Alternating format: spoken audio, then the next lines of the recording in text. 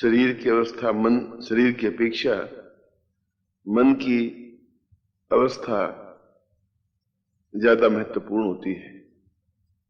दो तरह के आदमी होते हैं, एक तो केवल दिखावा करते हैं कि मैं शरीर से आपसे जुड़ा हुआ हूं, आप महान हैं, आप अद्वितीय हैं, आप मेरे गुरु हैं, आप मेरे भगवान हैं, मैं आपकी पूजा करता हूं, अर्चना करता हूं, दीप लगाता हूं, धूप लगाता हूं, अगरबत्ती लगाता हूं। और मन में उसके विचार कुत्सित और न्यून होते हैं। इसलिए वैश्य और वैश्या में कोई बहुत बड़ा अंतर नहीं होता। वैश्य भी सामने वाले को तोलता रहता है कि इसकी जेब में कितना पैसा है और मैं क्या भाव बताऊं जिससे कि मुझे ज्यादा से ज्यादा पैसा मिले। वैश्या भी ऐसा ही चिंतन करती है कि मैं इसको किस प्रकार से मूर्ख बनाऊं और पैसा प्राप्त करूं। इस आख्यान का तात्पर्य यह है कि प्रदर्शन इतना अधिक महत्वपूर्ण नहीं है, दिखावा इतना महत्वपूर्ण नहीं है। उसकी अपेक्षा यदि दिन भर का चिंतन आपका महत्वपूर्ण है तो आप एक सही अर्थों में देवत्व को प्राप्त कर सकते हैं, ब्राह्मणत्व को प्राप्त कर सकते हैं। वह चाहे ब्राह्मण था भी तब भी वह अपने आप में वैश्या से भी गया गुजरा था, क्योंकि उसके मंदिर में बैठे रहने के बावजूद भी मन में कुत्सित विचार थे।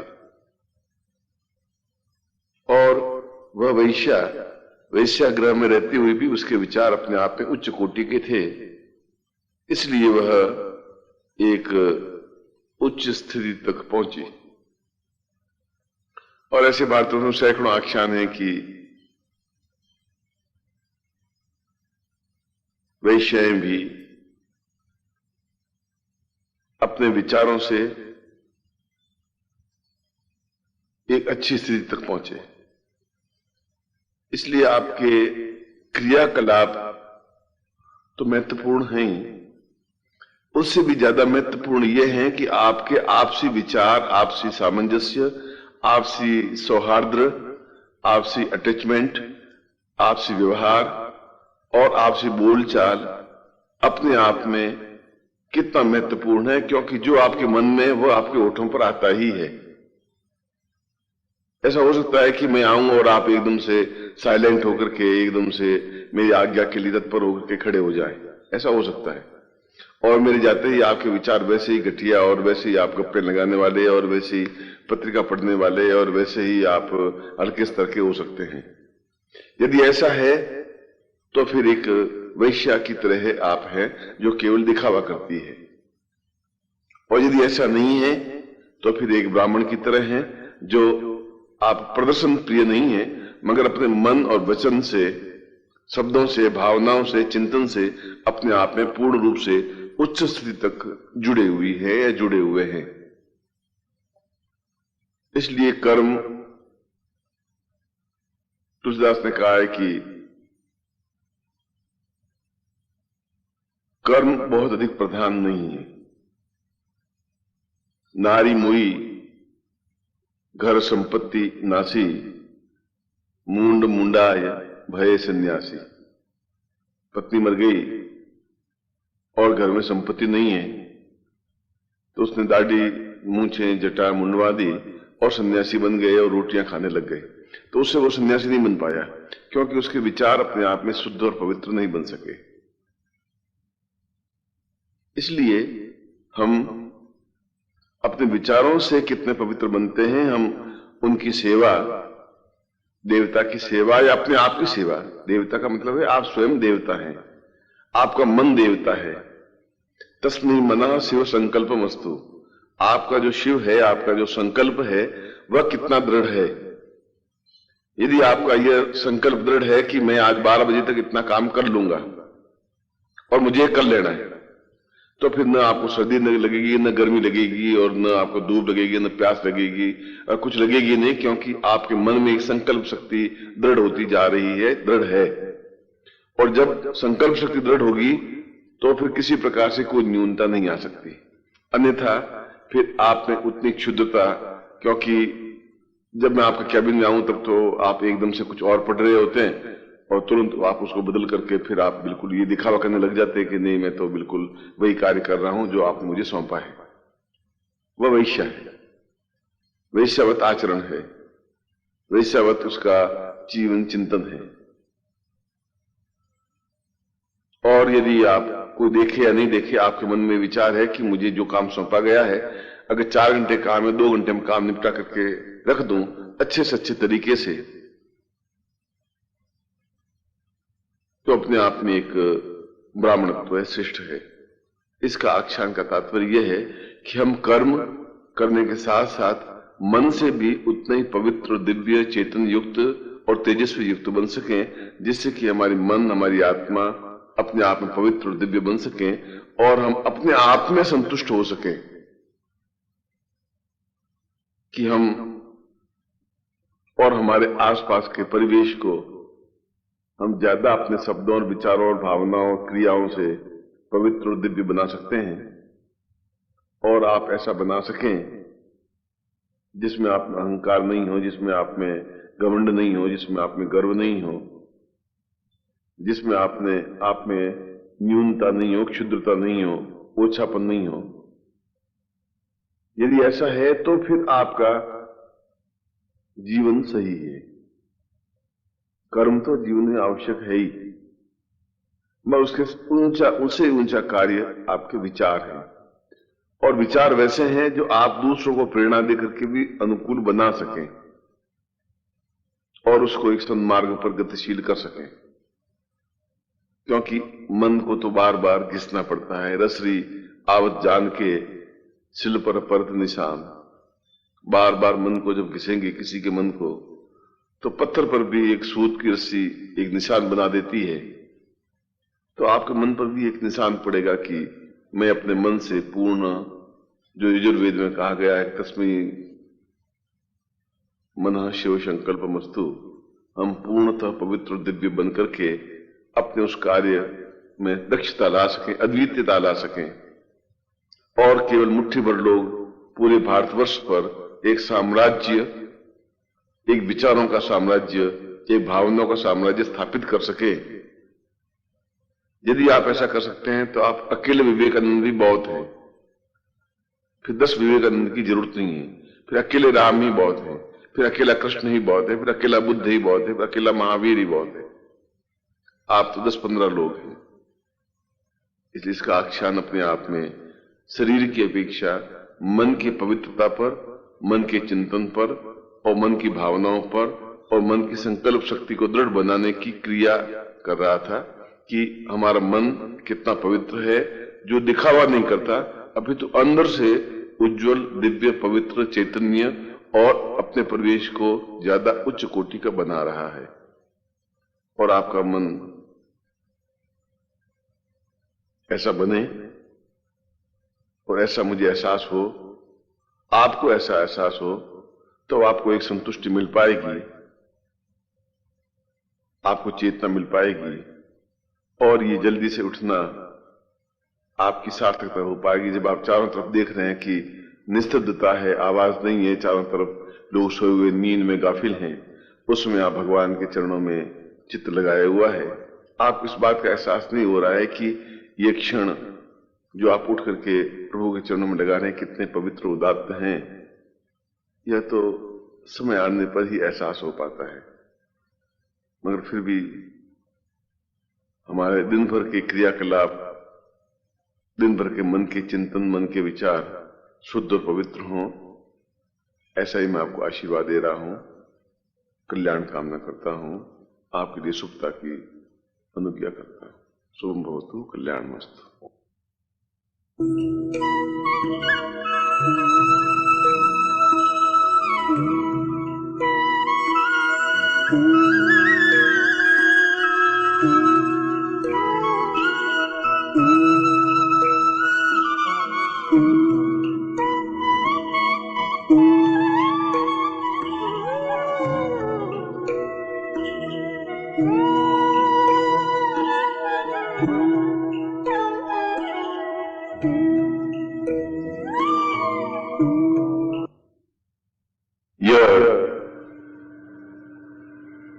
अभी आपने पौराणिक आख्यान सुना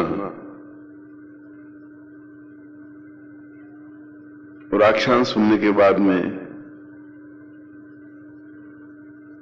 हमारा मन अभी भी डामाडोल स्थिति में है कि ऐसा कैसे हुआ, या ये हुआ भी कि नहीं हुआ, या होगा भी नहीं, ऐसा कैसा हुआ। इस देश में एक बहुत बड़ा पाखंड फैलता जा रहा है और वो पाखंड फैला रहे हैं धर्मगुरु।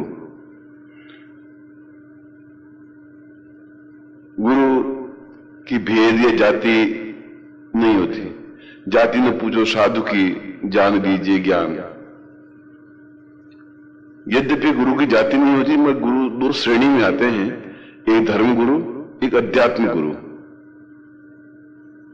इस देश का जितना पतन धर्म गुरुओं ने किया है, उतना तो यहां की प्रजा ने भी नहीं किया, अंग्रेजों ने भी नहीं किया, मुगलों ने भी नहीं किया। धर्म गुरुओं ने सबसे ज्यादा इस देश का पतन बर्बादी की है, क्योंकि धर्म के नाम पर दीवारें खिंच गई, जाति जाति में लड़ाई होने लगी, समस्याएं पैदा हो गई। मगर दूसरे गुरु होते हैं अध्यात्म गुरु, और अध्यात्म गुरु अपने आप में अध्यात्म के अंदर लीन रहता है। और अध्यात्म का मतलब है आत्म में लीन होने वाले व्यक्ति को अध्यात्म कहते हैं। आत्म गुरु जो आत्म का अध्ययन करता रहता है वो अध्यात्म गुरु है। इसलिए यहां पर धर्म गुरुओं की बाढ़ सी आई हुई है, एक फसल सी बोई हुई है, और हर व्यक्ति धर्म गुरु हो जाता है। इसलिए धर्म गुरुओं की ज्यादा चिंता करने की जरूरत नहीं होती,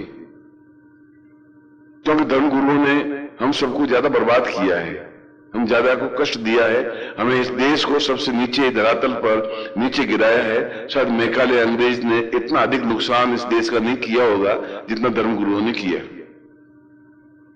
अध्यात्म गुरुओं ने इस देश को बचाया, ऊंचा उठाया, एहसास करवाया। और अध्यात्म गुरु अपने आप में लौकिक संसार के इन क्रियाकलापों में लिप्त नहीं होते, वे रहते हैं अलिप्त से रहते हैं, निर्लिप्त से रहते हैं, निर्विकार से रहते हैं। वे अध्यात्म गुरु हैं। वे दिखते तो मनुष्य ही हैं, चाहे वो दुर्वासा हो चाहे श्री कृष्ण हो। उनकी लीलाएं भी वही होती है, कार्य भी वही होते हैं। कार्य को आप लीला कह देते हैं, मगर वह अपने आत्म में लीन होते हैं।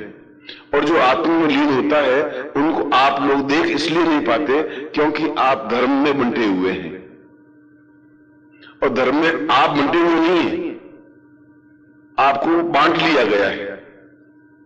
आप मुसलमान के घर में पैदा हुए, आप मुसलमान बन गए, आपकी इच्छा थी या नहीं थी, मगर आप जबरदस्ती मुसलमान बन गए। जैन के घर में पैदा हुए, जैनी बन गए। यही आप किसी ब्राह्मण के घर में पैदा होते, ब्राह्मण हो जाते। ईसाई के घर में पैदा होते, ईसाई बन जाते। आपके हाथ में कुछ नहीं था कि ईसाई बनूं या हिंदू बनूं या मुसलमान बनूं। ये तो मां बाप ने आपको जबरदस्ती ईसाई या हिंदू या मुसलमान बना दिया। अब उसके बाद में आप क्या बन रहे हैं, जो बन रहे हैं वो अध्यात्म है। और हम इस पत्रिका के माध्यम से अध्यात्म का प्रचार कर रहे हैं, धर्म का प्रचार नहीं कर रहे। यह आध्यात्मिक पत्रिका है, यह धर्म की पत्रिका नहीं है। धर्म को मैं भी ढकोसला मानता हूं, ढोंग मानता हूं, पाखंड मानता हूं। अध्यात्म अपने आप में निर्लिप्त होता है, निर्विकार होता है। वो खाते हुए भी नहीं खाता, सांस लेते हुए भी नहीं लेता। वह उसके लिए स्त्री और परस्त्री अपने आप में भेद नहीं होता, क्यों अध्यात्म न स्त्री होती है, न पर स्त्री होती है, न स्व स्त्री होती है। वह एक साधक होती है, वह एक अध्यात्म होती है, वह एक आत्मा होती है। भेद तो बाहर से होता है। बहन और स्त्री में भेद कुछ है ही नहीं। दोनों आंखें, नाक, कान, हाथ, पांव एक जैसे ही होते हैं। डिफरेंस दोनों में कुछ नहीं है। दोनों की उम्र भी 17 साल की है। भेद अध्यात्म में है। अध्यात्म ये कहता है, आत्मा ये कहती है ये मेरी बहन है, ये मेरी पत्नी है। इस धर्म के नाम पर तो सैकड़ों स्त्रियों का अपहरण किया गया, सैकड़ों बलात्कार किए गए, राजाओं ने रनिवासों में रानी को भर दिया गया जैसे कोई बकरियों को ठूस दिया गया हो। इसलिए अध्यात्म गुरु, अध्यात्म विचारक जो कुछ भी करता है उसको हम धार्मिक व्यक्ति समझ नहीं पाते। हम धर्म का ढंगोसला करते हैं, हम धर्म का ढोंग करते हैं, हम धर्म के नाम पर पाखंड फैला रहे हैं, हम धर्म के नाम पर देश के टुकड़े कर रहे हैं। और किए, मुगलों ने किए, अंग्रेजों ने किए, और हुनों ने किए, यवनों ने किए, तुर्कों ने किए। इसलिए ये दोनों व्यक्ति जिनका इन आख्यान बताया है वे अपने आप में आध्यात्मिक व्यक्तित्व थे। और जब हम अध्यात्म में चले जाएंगे तब हमारे चेहरे पर एक मुस्कुराहट होगी, आंतरिक मुस्कुराहट, आनंद का उद्रेक अंदर से पैदा होगा, अंदर एक अमृत कुंड पैदा होगा। तब हमारी आंख में विकार पैदा नहीं होगा, तब हमारी आंख में ऐसी कोई गंदगी पैदा नहीं होगी, तब हमारे चित्त में कोई ऐसी मलिनता पैदा नहीं होगी, तो हम गुरु को दूसरे ढंग से नहीं देख पाएंगे। तब हमारा सिर अपने आप उनके चरणों में झुक जाएगा, तो अपने आप में एहसास हो जाएगा कि हम कितने बौने हैं, ये कितने ऊंचाई पर है। तब हम एहसास कर पाएंगे। धर्म के नाम पर एहसास नहीं कर पाएंगे। धर्म के नाम पर तो मखौल करेंगे, धर्म के नाम पर तो मन में कुछ और होगा, बाहर कुछ और होगा, और जो अंदर कुछ और है बाहर कुछ और है, उससे निकृष्ट व्यक्तित्व तो संसार में कुछ है ही नहीं।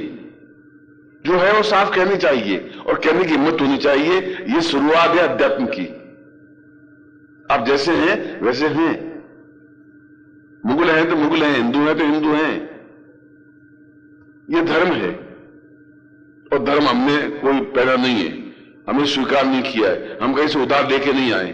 धर्म हमारे ऊपर जबरदस्ती थोप दिया गया है और हम उसके नीचे दबे हुए सिसक रहे हैं, तड़फ रहे हैं, बेचैन हो रहे हैं।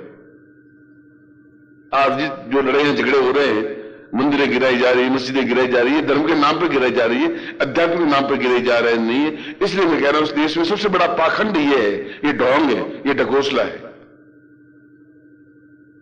और हम मुट्ठी भर लोग इस धर्म को तोड़ करके अध्यात्म को फैला रहे हैं। यह बहुत बड़ा ऐतिहासिक कार्य है। वह कार्य जो दुर्वासा कृष्ण के समय में हुआ, उस कार्य को हम वापस शुरू कर रहे हैं, वापस चला रहे हैं। यह छोटी सी बात नहीं है,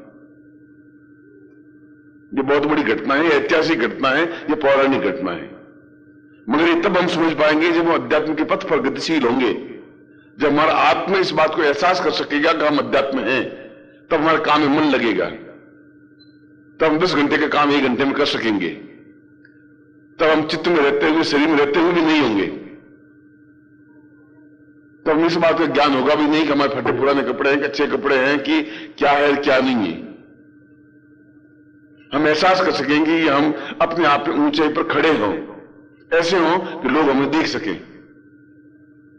यद्यपि हमें समझने के लिए बहुत गहराई की जरूरत होगी, वही देख पाएगा जो अध्यात्म के पथ पर गतिशील होगा। मगर इस बात की हमें चिंता है ही नहीं। सिर्फ इस बात की चिंता नहीं करता कि कितने सियार हुआ करते, इस बात की वो चिंता नहीं करता। वो अपने रास्ते पर गतिशील होता ही रहता है, इसलिए वो शेर कहलाता है। हम इसलिए चिंता नहीं करता कि इतने बगलू एकदम मिलकर के क्या कर लेंगे। इसलिए अध्यात्म में आप क्या खा रहे हैं, कितना खा रहे हैं, और खाने के बाद भी उसका कोई आपके ऊपर दोष लग रहा है या नहीं लग रहा है, वह कुछ एहसास होता ही नहीं। क्यों खाते हुए भी आप नहीं खाते हैं, नहीं खाते हुए भी खाते हैं, मरते हुए भी आप नहीं मरते हैं, नहीं मरते हुए मर जाते हैं। और यही कहा है, वासांसी जीर्णानि यथा विहाय नवानि गृह्णाति नरोपराणि तथा शरीराणि विहाय जीर्णा निन्याति कसरत नवानि देहि। कृष्ण ने साफ कहा है कि हम जो कुछ कर रहे हैं वह अपने आप में केवल दिखावा है। वास्तविकता क्या है वह हम जानते हैं, हमारी आत्मा जानती है, हमारे विचार जानते हैं, हमारा चिंतन जानता है। आप किस चिंतन में हैं, आप कैसे हैं, क्या आप दिखावा करते हैं, वास्तविकता में हैं? इस हिसाब को समझ लीजिए कि हम कहां पर हैं। क्या हम सेवा कर रहे हैं गुरु की? क्या हम शिष्य हैं? क्या हम ढकोसला कर रहे हैं? क्या हम ढोंग कर रहे हैं? क्या हम पाखंड कर रहे हैं? आप खुद ही अपने आप में निर्णय कर लीजिए। जब आप निर्णय कर लेंगे और निर्णय करने की पहले बार एक पैर बढ़ाएंगे, तब आपको एहसास होगा कि आप अध्यात्म के पथ पर पहली बार पैर बढ़ा रहे हैं।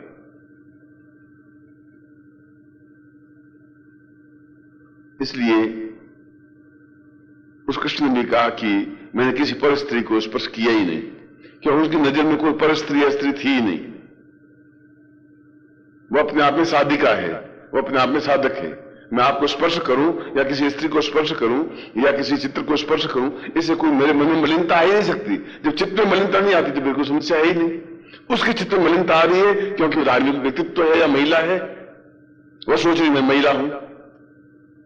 मैं तो कह रहा हूं तुम 8 मास की पुतली हो, तुम्हें कुछ अंतर है ही नहीं। तुम्हारे अंदर भी वही चीज है जो उन लड़कों के अंदर है। कोई तुम्हारा खून सफेद, इनका खून लाल, ऐसा तो है नहीं। ये उनके मन के भेद हैं, ये तुम्हारे मन के भेद हैं। तुम उस चित्र को देख करके मुस्कुराते हो, मैं तो उस चित्र को देख करके उतना ही हंसता हूं जितना लिंकन के चित्र को देख करके हंसता हूं या मुस्कुराता हूं या खिलखिलाता हूं। गांधी को देख करके उतना ही एहसास होता है जितना कि दन्ना सेठ को देख करके खुश होता हूं या दुखी होता हूं। इसलिए अगर गांधी ने भी किया, जिन्ना ने भी किया, तो धर्म के नाम पर ये सब कुछ कर दिया। ये अध्यात्म के पथ पर होते तो ये देश हिंदुस्तान पाकिस्तान अलग अलग नहीं हो पाते। इसलिए दिन भर हम क्या क्रियाकलाप करते हैं, कैसा करते हैं, कितना करते हैं, किस प्रकार से करते हैं, क्या चित्त में हरदम लो लगी रहती है, क्या गुरु के प्रति मेरी आस्था है, बलवान है, क्या उनके चरणों में हम पूर्ण रूप से समर्पित हैं, क्या उनकी बिना एक क्षण की सांस ले सकते हैं? अगर ले सकते हैं तो फिर तुम आप धर्म शिष्य हो, अध्यात्म शिष्य नहीं हो। और एक क्षण भी नहीं रह सकते तो फिर अध्यात्म शिष्य हो, और आप अध्यात्म शिष्य बने, ऐसे मैं आपको आशीर्वाद देता हूं, ऐसी आपके साथ कल्याण कामना करता हूं।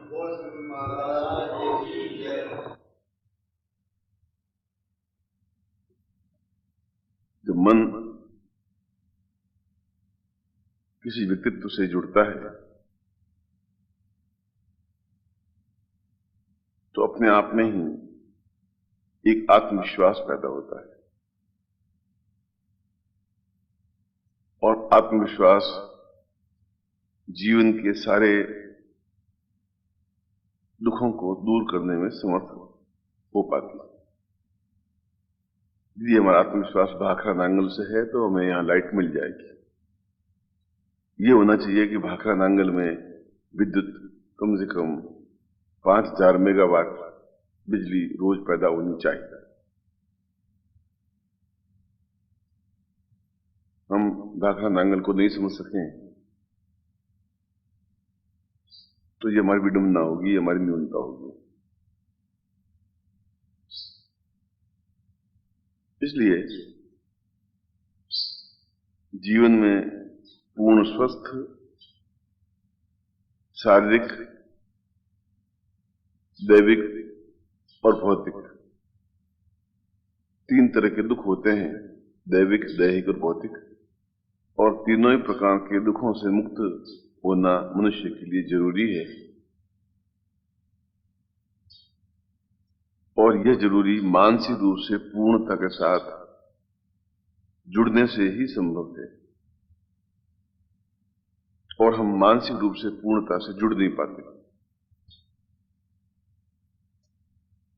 और मानसिक रूप से जुड़ने का पहला उपाय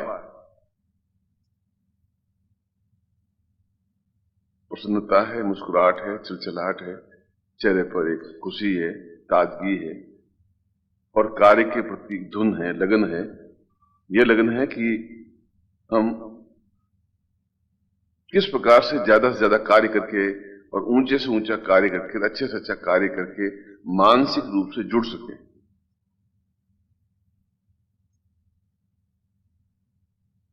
भाखड़ा नांगल से यहां कोई सीधा बिजली का तार लगा हुआ नहीं है,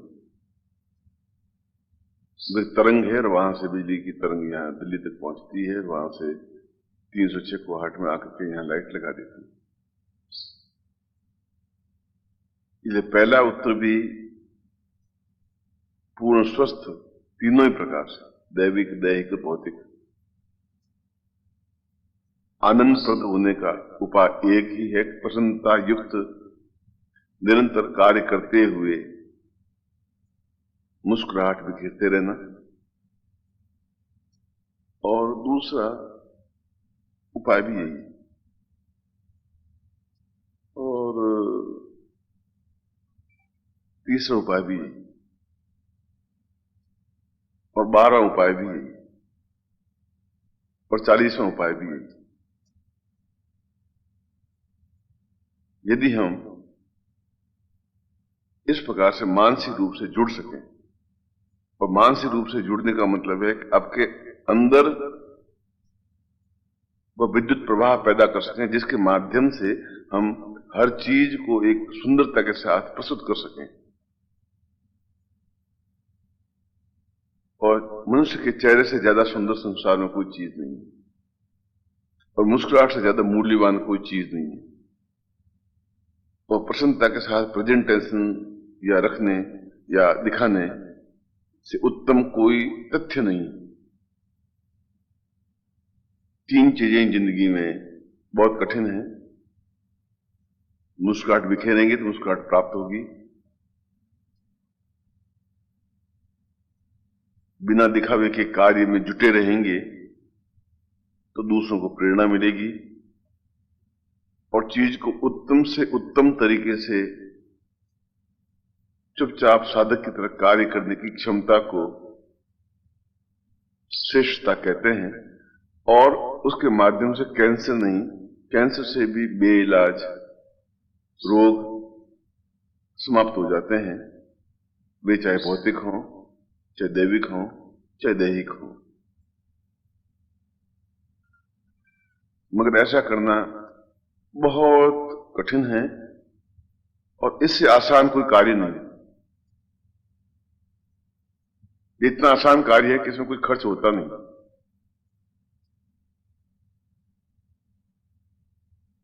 और हम ऐसा कर नहीं पाते। ऐसा इसलिए नहीं कर पाते कि हम अंदर से जकड़े हुए हैं अपनी कुंठाओं से, अपने स्वार्थ से, अपने छल से, अपनी न्यूनताओं से, अपनी कमियों से, और सामने वाले को नहीं समझने की वजह से।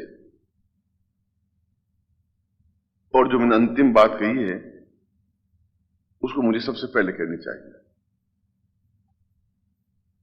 जब हम उसको समझेंगे, जब अपने आप को समझेंगे, तो फिर जीवन में किसी प्रकार की दुख, वेदना, रोग, कष्ट, पीड़ा, अभाव, बंधन, समस्याएं, कठिनाइयां, चिंताएं रह ही नहीं सकती, संभव नहीं है।